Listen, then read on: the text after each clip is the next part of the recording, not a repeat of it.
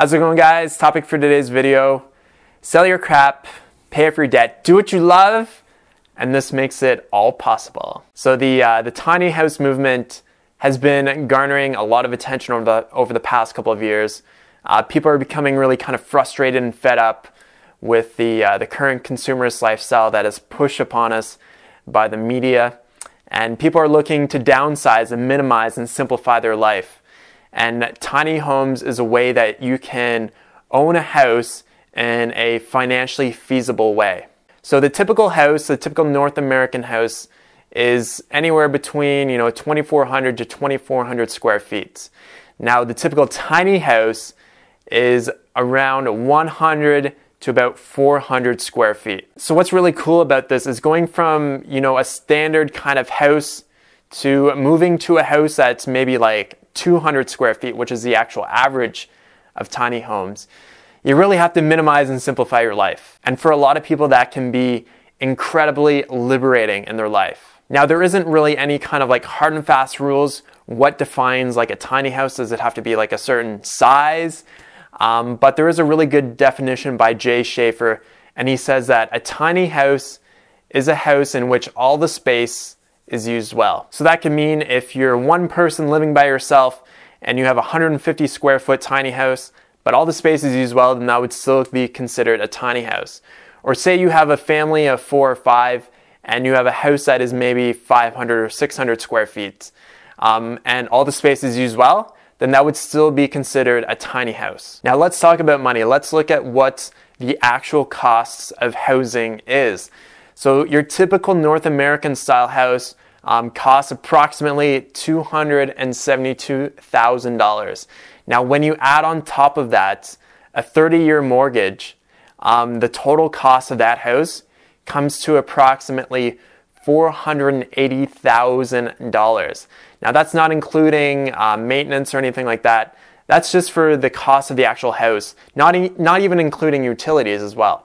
Now if you look at the cost of a tiny house, your typical average tiny house, approximately around 200 square feet, and is actually built by the owners itself, costs around $23,000. Now another stat that I find really fascinating is that nearly 70% of people who own a tiny house have no mortgage.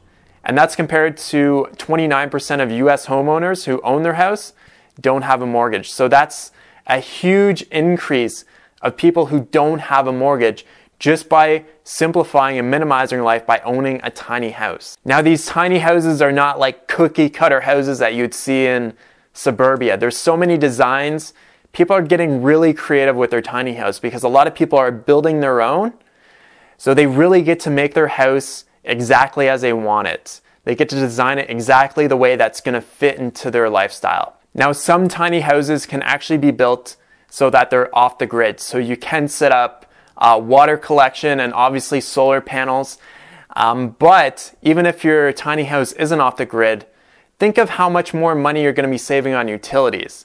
To heat such a small space or to power such a small space, it's going to be significantly less than some of these monstrous homes that we live in right now. Now, I really believe that this tiny house movement is something that is really going to take off. It's something that I'm really personally interested in because I really don't want to buy a huge house. I don't really have a desire for it. I don't need to have a monstrous like 2-story house with like 4 bedrooms in it.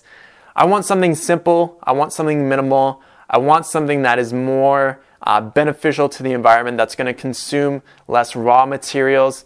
So for me in my life, the desire, the dream of building my own tiny house is huge.